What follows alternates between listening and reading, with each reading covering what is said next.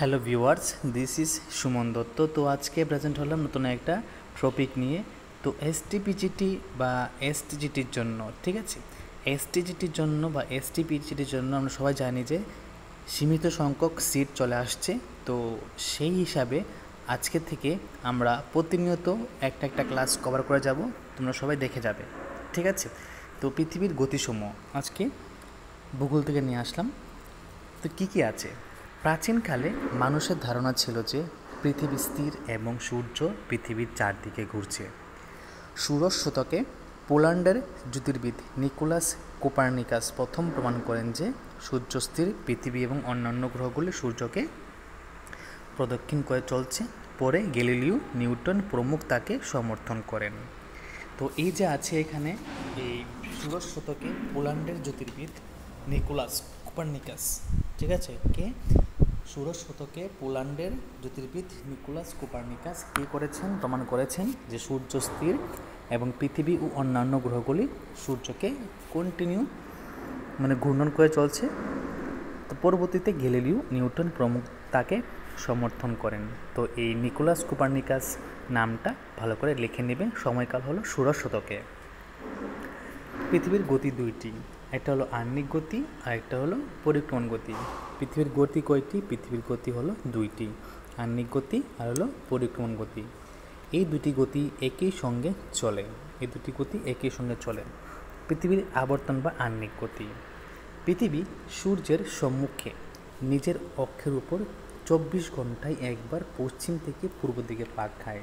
পৃথিবী পশ্চিম দিক থেকে পূর্ব দিকে পাক খায়, তাই একে বলা হয় আবর্তন গতি।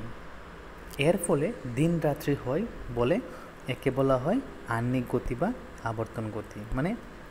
এই যে পৃথিবী যে পশ্চিম থেকে যে পূর্ব দিকে যায় বা ঘুরে, তার জন্য একে বলা হয় আবর্তন গতি।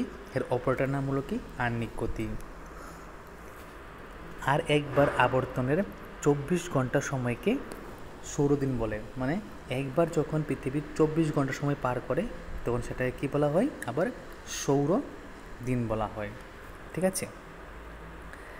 তবে অন্যান্য নক্ষত্র হিসাবে এই সময়কে নক্ষত্র দিন বলা হয়। আবার যদি আমরা নক্ষত্রের দিন হিসাব করি, কাউন্ট করি, তাহলে একে আবার নক্ষত্র দিন বলা হয়। তো সব কিছু কি 24 ঘন্টা, সৌরদিনও 24 ঘন্টা, নক্ষত্রের দিন হচ্ছে 24 ঘন্টা, ঠিক আছে। তারপর আবর্তন গতি বা আহ্নিক গতি, এটা হচ্ছে 24 ঘন্টা। তো আমাদের মনে রাখতে হবে সিস্টেমগুলো। পৃথিবী একবার আবর্তন করতে সময় নেয় 23 ঘন্টা 56 মিনিট 4 সেকেন্ড। মোস্ট ইম্পর্ট্যান্ট, পরীক্ষার মধ্যে কিন্তু টিপিক্যালভাবে তারা এক্সাম্পল হিসেবে দিতে পারে। তারপর এই আবর্তনের বেগ পৃথিবীর সর্বত্র সমান নয়। কারণ আমরা প্রথমে পড়েছিলাম যে, তোমরা যদি হয়তো বা আগে একটা ভিডিও আছে, ওইখানে তোমরা দেখতে পারো যে পৃথিবী যে আছে তার যে এই যে গোল সিস্টেমটা, এটা কিন্তু সব দিকে একরকম না, ঠিক আছে। কারণ একদিকে চ্যাপ্টা আছে, আরেকদিকে কি গোল আছে, ঠিক আছে। একদিকে গোল আছে, আরেকদিকে চ্যাপ্টা আছে। যেমন দেখো কি, এটা একটা অভিজ্ঞত গোল, এটাকে বলতে পারো। তার উত্তর দক্ষিণ চাপা আর পূর্ব পশ্চিম স্ফীত, ঠিক আছে। যদি আমি ধরলাম যে এই যে পৃথিবী, ঠিক আছে, হয়নি, একটু দাঁড়াও,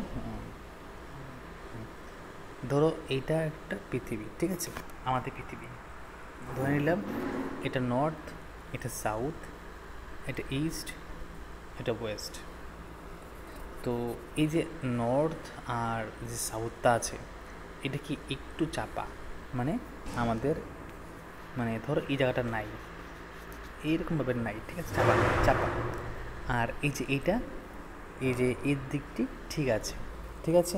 তো এরকম ঠিক আছে বলতে কি, এই যে একটু ফুলা, কি বলবো তোমাদেরকে, ধরো এই যে একটু ফুলা এইভাবে থাকে। তার জন্য পৃথিবী একটা আইডিয়া নিতে পারো, একদিকে দুই দিকে চ্যাপ্টা আর দুই দিকে স্ফীত। তো তার জন্য পৃথিবীর আকৃতি পৃথিবীর মতন, একে আবার বলা হয় জিওড, মনে রাখবে, জিওডও বলা হয়, ঠিক আছে। পৃথিবীর আকৃতি পৃথিবীর মতন, তার জন্য একে বলা হয় জিওড। তো আমরা আসছি আমাদের পড়ার মধ্যে, কোথায় ছিলাম? তাই নিরক্ষরেখায় মানে নিরক্ষরেখার গতিবেগ সবচেয়ে বেশি ঘন্টায় 1600 কিমি, আর তা মেরুতে প্রায় 0 ডিগ্রি। তো নিরক্ষরেখায় পৃথিবীর গতিবেগ ঘন্টায় 1600 কিমি আর মেরুতে 0 কিমি, ঠিক আছে। তো ঘন্টায় কি নিরক্ষরেখায় এই যে পৃথিবীর গতি 1600 কিমি, ঠিক আছে, আর মেরুতে কি 0 কিমি। এইগুলো সবগুলো এমসিকিউ সিস্টেম আসতে পারে, ঠিক আছে। ছোট্ট এমসিকিউ সিস্টেমে মানে এমসিকিউ সিস্টেম, তো তোমরা এমসিকিউ সিস্টেম হিসেবে বানিয়ে নেবে বা খাতায় লিখে নেবে। আবর্তন গতির ফলাফল। আবর্তন গতির ফলে পৃথিবীতে দিন রাত্রি সংঘটিত হয়। আবর্তন গতির ফলে পৃথিবীতে দিন রাত্রি সংঘটিত হয়। তো কোন গতির ফলে পৃথিবীতে দিন রাত্রি সংঘটিত হয়? আবর্তন গতির ফলে। আমরা জানি পৃথিবীর নিজস্ব আলো নেই, সূর্যের আলোতেই পৃথিবী আলোকিত হয়। গোলাকার হওয়ায় সমগ্র পৃথিবী একসঙ্গে আলোকিত হয় না, ঠিক অর্ধেক অংশ একসঙ্গে আলোকিত হয়, বিপরীত অর্ধেক অংশ অন্ধকারাচ্ছন্ন থাকে। এই আলোকিত ও অন্ধকারাচ্ছন্ন অংশের সীমারেখা ছায়াবৃত্ত বলে, ঠিক আছে। কোনো স্থান যখন আলোকিত অংশ থাকে তখন সেখানে দিন হয়, আর কোনো স্থান যখন অন্ধকারাচ্ছন্ন থাকে সেখানে কী হয়? রাত্রি হয়। আর কোনো স্থান যখন আলোকিত অংশ থেকে ছায়াবৃত্ত অতিক্রম করে অন্ধকারাচ্ছন্নে প্রবেশ করে তখন সেখানে সন্ধ্যা হয়, এবং অন্ধকারাচ্ছন্ন থেকে যখন সেখানে আলোকিতভাবে মানে আলোকিত দিকে প্রবেশ করে তখন সেখানে প্রভাত হয়। ওকে। পৃথিবী পশ্চিম থেকে পূর্বে আবর্তন করে বলে পূর্বের স্থানসমূহ আগে প্রভাত, মধ্যাহ্ন ও সন্ধ্যা হয়। সূর্যোদয়ের ঠিক আগে ও সূর্যাস্তের ঠিক পরে বাতাসের ধূলিকণা সূর্যের আলোর প্রতিফলিত হয়ে যে স্নান আলো চারদিকে ছড়িয়ে পড়ে তাকে বলে উষা ও গোধূলি। মানে সূর্য যখন উঠে তখন আমরা দেখি তখন ওইখানে বাতাসের মধ্যে বালু ধূলিকণা থাকে, সেইগুলোর সাথে কি প্রতিফলিত হয়ে আমরা যে একটা কালার দেখি এটাকে বলে উষা। আর সূর্য যখন অস্ত যায় তখন সেরকম একটা কালার থাকে, সেটাকে বলে কি? গোধূলি। ওকে, উষা ও গোধূলি সম্পর্কে ক্লিয়ার হয়ে গেলে। আবর্তন গতির ফলে নিয়ত বায়ুপ্রবাহ ও সমুদ্র স্রোতের গতি বিক্ষেপ হয়। প্রশ্ন আসতে পারে যে কোন গতির ফলে নিয়ত বায়ুপ্রবাহ ও সমুদ্র স্রোতের গতি বিক্ষেপ হয়, ঠিক আছে। আবর্তন গতির ফলে পৃথিবীর আবর্তন গতির বেগ নিরক্ষরেখা থেকে মেরু দিকে ক্রমশ প্রায়, এবং পৃথিবী পশ্চিম থেকে পূর্ব দিকে আবর্তন করে, ঠিক আছে। এটা আমাদের তো মনে রাখতে হবে, পৃথিবী পশ্চিম থেকে পূর্ব দিকে আবর্তন করে। এই কারণে পৃথিবীর উপরে কোনো গতিশীল পদার্থ যেমন বায়ুপ্রবাহ ও সমুদ্র স্রোত প্রভাবিত হওয়ার সময় উত্তর গোলার্ধের ডান দিকে এবং দক্ষিণ গোলার্ধের বাম দিকে বেঁকে যায়। আর এই যে সিস্টেমটা কে আবিষ্কার করেছেন? ফেরেল। তার জন্য এটা ফেরেলের সূত্র নামও মানে আখ্যায়িত বা সবাই জানে। মানে বায়ুপ্রবাহ ও সমুদ্র স্রোত যখন প্রভাবিত হয় উত্তর দিকে ডান দিকে, ঠিক আছে। উত্তর দিকে ধরো এটা যদি উত্তর হয় সে ডান দিকে যাবে, আর এটা যদি দক্ষিণ গোলার্ধে হয় তাহলে বায়ুপ্রবাহটা তাহলে সে বাম দিকে যাবে, ঠিক আছে। তো বাম দিকে বেঁকে যায়, একে বলা হয় ফেরেলের সূত্র, ঠিক আছে। এই দেখো দেওয়া আছে উত্তর গোলার্ধ ডান দিকে, দক্ষিণ গোলার্ধে বাম দিকে বেঁকে যায় বায়ু গতিবেগ, ঠিক আছে। একে বলা হয় কি? ফেরেলের সূত্র অনুযায়ী ফেরেলের সূত্র। পৃথিবীর আবর্তনের ফলে পৃথিবীর যে অংশ চন্দ্রের সম্মুখে আসে সেখানে জল ফুলে ওঠে। তো এই যে ফুলে ওঠাকে বলা হয় কি? জোয়ার। পৃথিবী যখন ঘুরে তখন যেই পাটটা চন্দ্রের সামনে আসে তখন সেই জায়গার মধ্যে জল ফুলে ওঠে, তাকে বলা হয় কি? জোয়ার। আর তার ঠিক সমকোণ মানে 90 ডিগ্রি অ্যাঙ্গেলে যে থাকে সেখানে জল নেমে যায়, সেখানে কি হয়? ভাটা, ঠিক আছে। বোঝা গেলে এখান থেকে বোঝা গেল যে জোয়ার ভাটা কাকে বলে।